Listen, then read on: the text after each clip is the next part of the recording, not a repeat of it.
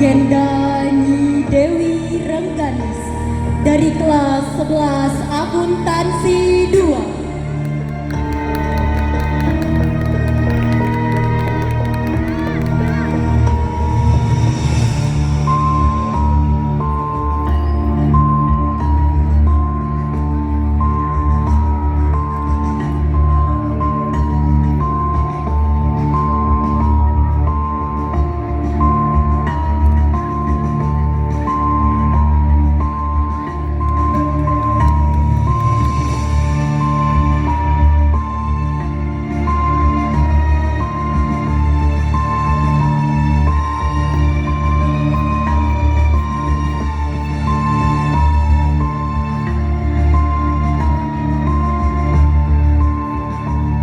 Selamat menyaksikan.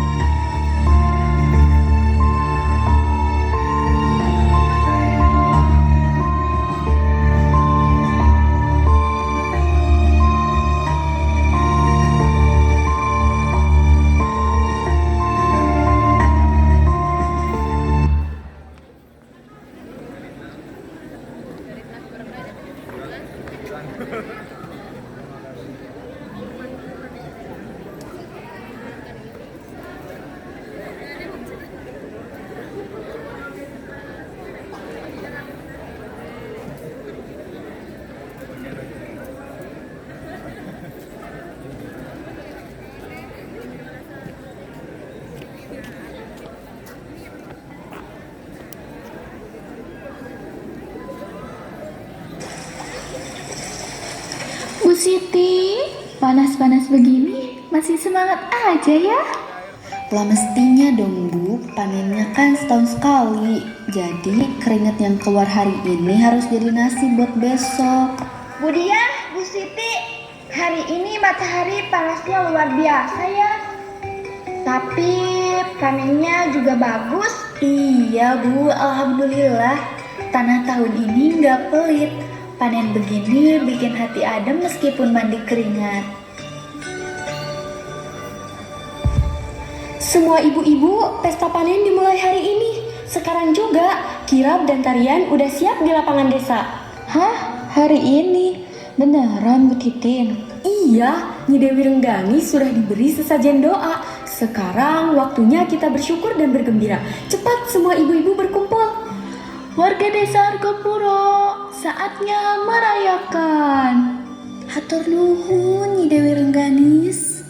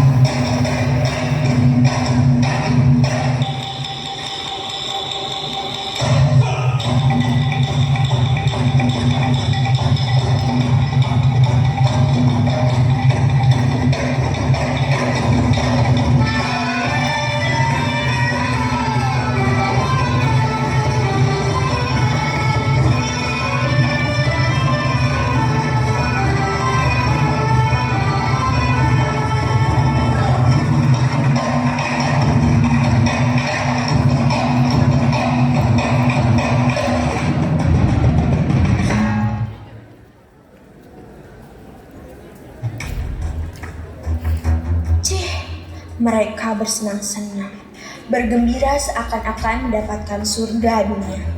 Sedangkan aku melihat tanpa pernah diundang sedikit pun. Bibit kopi dan sawah-sawahku kering kerontang.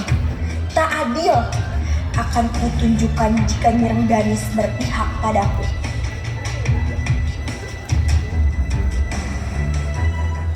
Loh, Bu Ratna, apa yang kau lakukan sore-sore begini di kuburan? Aku ingin balas dendam, Bob.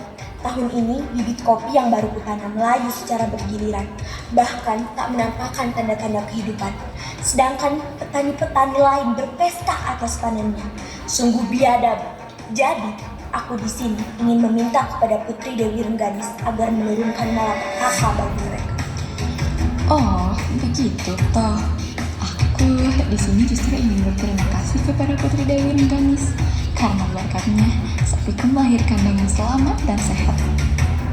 Syirik itu perbuatan syirik, karena meminta dan berterima kasih itu hanya kepada Allah, bukan kepada benda seperti kuburan. Lancang sekali kau, Pak Tua. Mulutmu sudah bau kuburan, tapi masih memberikan nasihat yang tidak penting itu. Tenang Bu, jangan emosi dulu. Kita dengarkan saja apa yang kakek tua ini katakan. Ikuti aku. Akan kuceritakan siapa Nyi Rengganis sebenarnya. Barulah nantinya kalian bisa memberikan kesimpulan. Dahulu kala, keadaan tanah Jawa hanyalah hutan belantara, dikuasai makhluk halus, jin, setan, iblis, dan kekuatan tak kasat mata masih bergentayangan di mana-mana. Di tengah hutan yang lebat, di pegunungan yang tinggi, Taman Banjasari yang indah dikuasai raja yang jahat dan seorang petapa bijak yang sangat sakti hingga semua makhluk halus tunduk kepadanya. Oleh karena itu, ia disebut Jin Ki Ageng. Sepertinya Gunung Argopuro Taman Banjasari ini terlalu luas dan indah jika hanya dihuni oleh aku. Sebagai seorang petapa sejati, tanah ini membutuhkan seorang penguasa agar tidak hanya dihuni oleh makhluk-makhluk tak kasat mata, melainkan lahirnya sebuah peradaban yang nyata.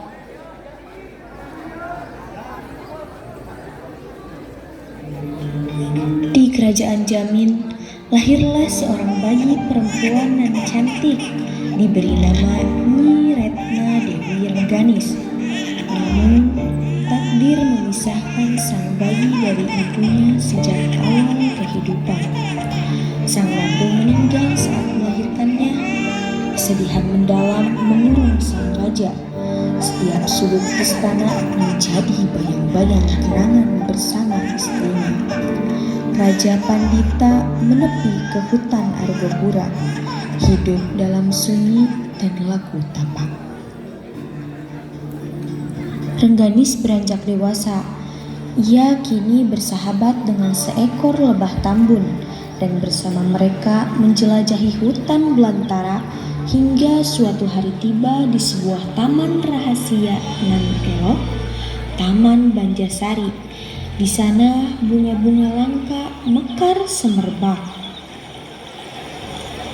Terkagum oleh keindahan dan harum bunga, Rengganis memetik beberapa tangkai untuk menghias petapaannya. Wanginya memenuhi ruangan. Namun sang ayah segera mengenali bunga-bunga itu. Ia tahu taman itu adalah milik Pangeran Iman Suwangsa, bangsawan muda berwatak keras dan angkuh. Dan benar saja, Iman Suwangsa merasa harga dirinya diinjak oleh seorang gadis gunung. Dipenuhi amarah dan rasa malu, Iman Suwangsa memutuskan membalas dengan kekejaman. Ia membawa pasukan dan menyerbu petapaan. Raja Pandita, sang pertapa bijak yang telah meninggalkan tahta hanya demi cinta dan kedamaian dibunuh dengan keji. Raja Pandita, kau tahu apa yang telah dilakukan anakmu? Dia mencuri bunga dari Taman Banjarsari, bunga milik keluarga kerajaan. Rengganis hanya ingin membawa keindahan ke gunung ini agar semua bisa menikmatinya. Salahkah membagikan keindahan alam? Lagi pula, taman itu milik Gunung Argopuro. Keindahan itu milik kami. Tak seorang pun berhak menyentuhnya tanpa izin. Anakmu telah berani melawan kehendak bangsawan. Itu penghinaan. Kau anggap bunga lebih berharga dari kehidupan? Jika itu kehendakmu, aku rela menanggung kesalahan anakku. Tak perlu mewah dan mahal, cukup serahkan saja Dewi Rengganis kepadaku, dan akan kupinang engkau menjadi selirku. Tidak, aku tidak mau. Aku bukanlah barang yang dapat kau ambil sesuka hati. Pikiranmu yang keji membatasi keindahan alam yang suci. Beraninya kau, wanita tak tahu diuntung. Aku kutuk engkau. Kapanpun menginjakan kaki di Taman Banjarsari, maka semerbak harum bunga akan berubah menjadi bangkai untukmu. Bawa Rengganis pergi dari sini. Dia, hayat. Terlambat untuk belas kasih. Kehormatan telah ternoda. Pengkhianatan harus dibayar dengan darah.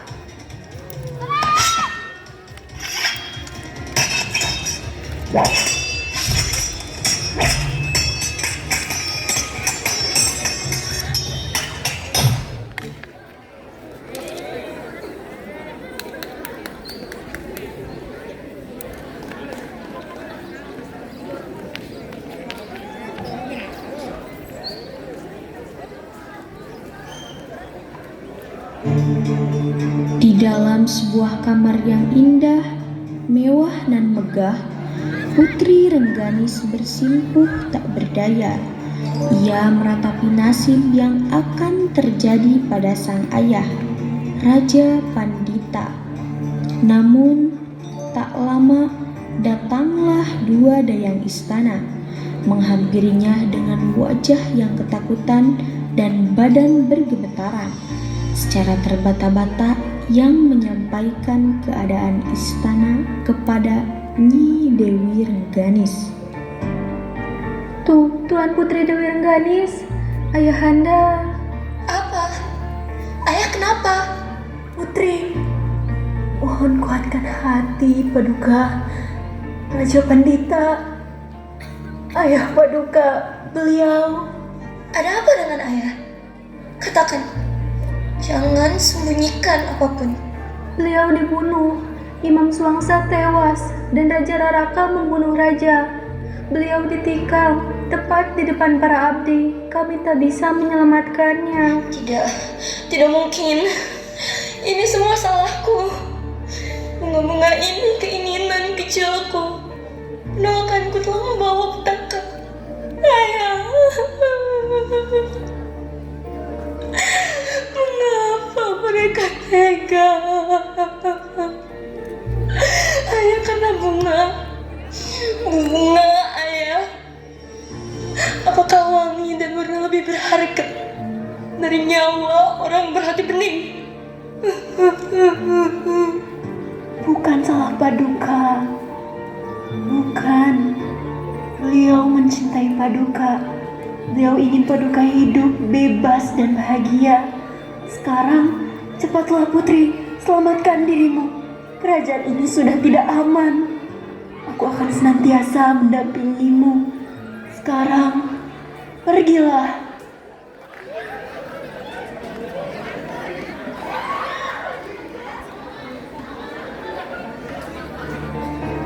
Dalam keadaan genting dan suasana kerajaan yang mencekam, Putri Dewi Rengganis menyelamatkan diri. Hati Dewi Rengganis hancur, kedihan dan rasa bersalah menyelimuti. Tak kuasa menahan duka, dengan hanya membawa kain sederhana dan sejumput bunga terakhir dari jambangan ayahnya, Rengganis pergi menyusuri hutan belantara. Di tengah-tengah perjalanan, ia dikejutkan oleh sosok kakek tua yang tiba-tiba muncul di hadapannya. Siapa engkau, wahai kakek tua? Aku adalah Ki Ageng, seorang petapa. Ada apa gerangan, Putri? Raja Pandita, ayahku telah dibunuh karena kebodohanku sendiri. Aku datang bukan sebagai seorang bangsawan, tapi sebagai anak manusia yang ingin belajar, menebus kesalahan, dan mengabdi pada kebaikan. Ajari aku, Ki. Tuntun aku untuk bertapa, agar kelak aku mampu menuntun, bukan menghancurkan. Jika kau ingin menjadi seorang ratu, maka ikutlah bersamaku. Tanpa berpikir panjang, nyawanya saat ini yang menjadi taruhan. Putri Dewi Rengganis menyetujui tawaran Ki Ageng. Ia dibawa terbang melewati lembah, sungai, hutan, bukit, dan pegunungan melalui jalur timur. Dan hanya dalam hitungan detik, sampailah ia di sebuah gunung berdinding pepohonan yang begitu lebat. Suara binatang buas dan makhluk-makhluk halus mulai terdengar begitu jelas. Wahai Ki Ageng, di manakah saat ini kita berada? Kita berada di Gunung Argopuro, sebuah gunung di tanah Jawa, Taman Banjarsari. Tapi aku dikutuk untuk tak menginjakan Kaki di Taman Banjarsari. Raka, raja jahat itu. Aku tahu semuanya. Sejatinya, wahai Rengganis, pematah kutukan terkuat ialah hati yang suci. Kesucian hati dan keyakinan menyangkal seluruh sihir padamu. Lantas mengapa engkau membawaku ke sini? Bukankah engkau menjanjikanku bimbingan untuk menjadi seorang ratu? Benar Dewi Rengganis. Namun sebelum itu, bertapalah terlebih dahulu. Jika engkau didatangi oleh seseorang, jangan lari, karena tempatmu di sini dan tempatku di bawah sana. Baiklah, Ki Ageng.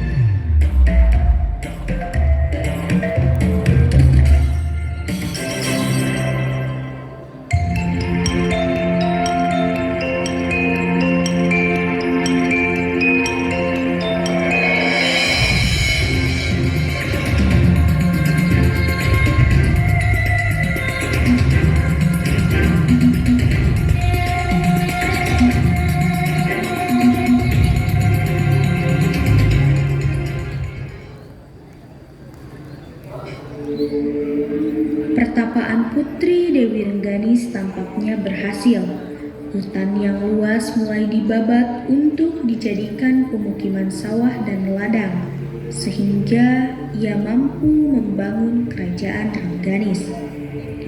Seiring dengan kemakmuran dan kesejahteraan penduduk di bawah kekuasaannya, daerah kekuasaan Putri Dewi Rengganis semakin luas. Konon katanya, daerah kekuasaan tersebut sampai ke negeri Arab Saudi dan India. Lapor Ratu, saya ingin menyampaikan informasi penting. Baiklah prajurit, silakan. Sebagian negeri kita yang berbatasan dengan hutan belantara tiba-tiba diserang oleh sekelompok babi hutan, dan keadaan mereka saat ini sangat mengenaskan, Ratu. Apa? Bagaimana bisa binatang-binatang buas tersebut sampai ke pemukiman penduduk? Sepertinya ada yang sengaja membuka pagar perbatasan tersebut, Ratu. Benar, sepertinya ada yang akan menyerang kita. Baiklah, Panglima.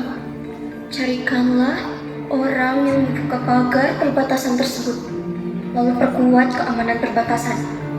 Dan untuk prajurit, beritahukanlah kepada seluruh penduduk untuk tetap tenang. Dan carilah tabib terbaik untuk memberikan pertolongan. Baiklah, Ratu. Di sela-sela kesibukannya sebagai seorang penguasa yang menyempatkan diri didampingi oleh panglima dan prajurit untuk melihat keadaan kerajaan Rengganis. Menteri Istana, bagaimana hasil panen kerajaan Rengganis saat ini? Hasil panen kita tahun ini meningkat 2 kali lipat lebih banyak dari tahun-tahun sebelumnya, Ratu. Alhamdulillah jika demikian. Beritahukan kepada rakyatku agar berkumpul di lapangan untuk berdoa bersama membawa hasil panen mereka sebagai wujud rasa syukur kita kepada Allah Subhanahu wa Ta'ala. Baiklah, Ratu. Laksanakan. Selepas melihat hasil panen, seluruh rakyatnya dari berbagai penjuru di kerajaan Rengganis, Putri Dewi Rengganis bergegas kembali ke istana. Namun, ketenangan itu ternyata hanyalah jeda sebelum badai datang mengguncang. Panglima, ada apa ini? Mengapa prajurit tiba-tiba meninggal tanpa sebab? Semenjak keluar dari istana, sepertinya ada yang mengikuti kita secara diam-diam. Dan para prajurit tewas tanpa sempat mengangkat senjata. Mereka menggunakan sihir. Putri Dewi Rengganis kemudian siaga melihat seluruh sudut-sudut di balik pepohonan, semak, bukit, bebatuan. Namun akan ada tanda-tanda penyusup. Kemudian datanglah seorang raja tak dikenal. Bagaimana Ratu Dewi Rengganis? Sudah cukup elokkah sihirku? Kita bertemu kembali. Namun kali ini yang tersisa adalah dendamku kepadamu. Membunuh seluruh prajuritmu yang hanya dalam hitungan detik. Prajuritmu hanyalah boneka rapuh. Berani-beraninya mengganggu ketenangan ratu kami. Kau lancang mencemari istana kami. Ratu, tolong kami. Ratu, kau kenal mereka bukan? Mereka yang selalu ada di sisimu, kini dalam genggamanku. Lepaskan kami. Ratu, tolong. Atau orang-orang ini juga tak ada artinya bagimu selain kekuasaan? Apa arti mereka untukmu, Ratu? Hanya pion dalam kerajaan besar ini. Ratu, jangan dengarkan dia. Jangan pedulikan kami. Lindungi rakyat. Lindungi tanah ini. Ratu, aku mohon kalahkan mereka. Dia, Haya, tidak. Aku tidak bisa melihat kalian seperti ini. Lepaskan mereka. Satu langkah saja, Ratu, dan darahnya akan mengalir. Jaga ucapanmu. Tidak, Ratu. Ratu, lakukan apa yang benar. Jangan biarkan kami memakanmu.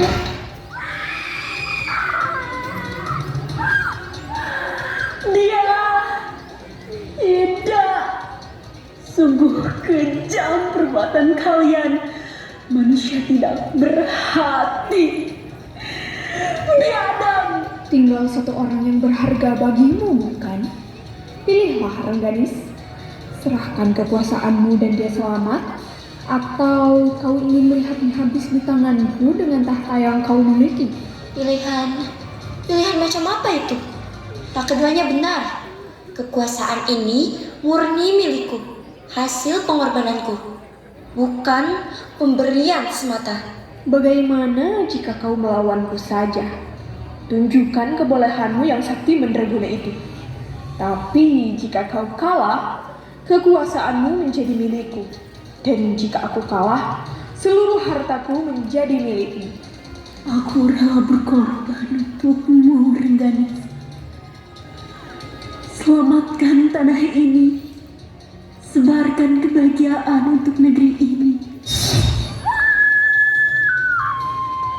Jawabanmu sudah kubalas. Memilih diam dan mengorbankan sahabatmu. Sekarang lawan aku. Kalian akan kubuat menyesali perbuatan ini. Darah sahabatku takkan tumpah sia-sia.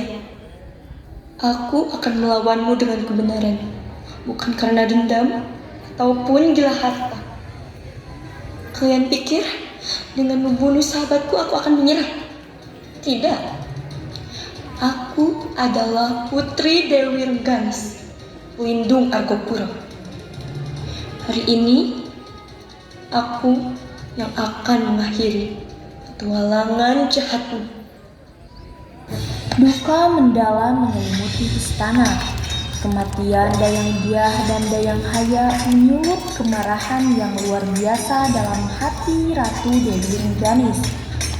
Air matanya jatuh, bukan karena kelemahan, melainkan karena kekuatan yang bangkit dari kehilangan. Saat ini kau tinggal seorang diri. Tak ada prajurit, dayang-dayang, ataupun panglima. Kurasa kau menyerah saja dan bertekuk lutut di hadapanku.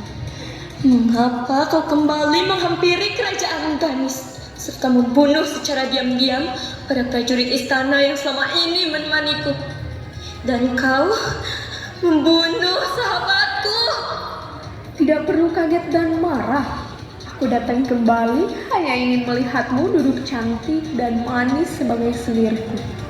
Namun kau menolakku saat itu. Iwan Suwangsa saudaraku dibunuh. Dan kini aku akan membalaskan dendamku. Namun sebelum itu, biarkan aku menggantikan kursi kekuasaanmu. Hahaha. Kurang ajar. Kau datang dengan niat buruk itu sama saja mengundang keras amarahku. Langkahi dulu mayatku jika kau ingin menguasai kerajaan. Jangan banyak bicara, Rengganis. Tutup semua omong kosongmu itu. Mari kita buktikan dan mulai pertarungan ini.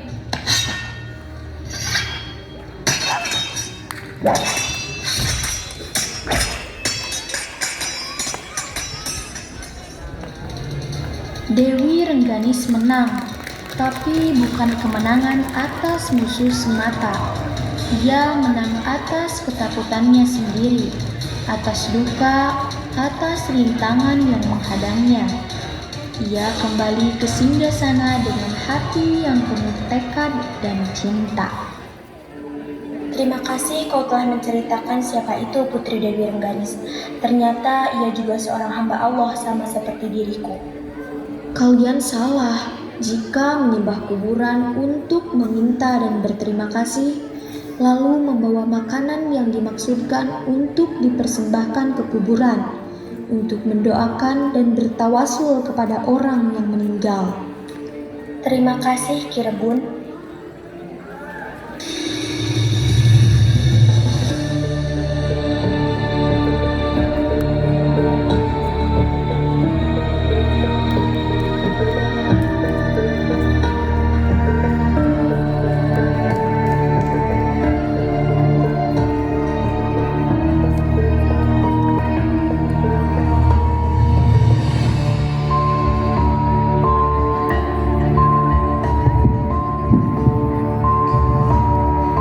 Legenda Nyi Dewi Rengganis telah dipersembahkan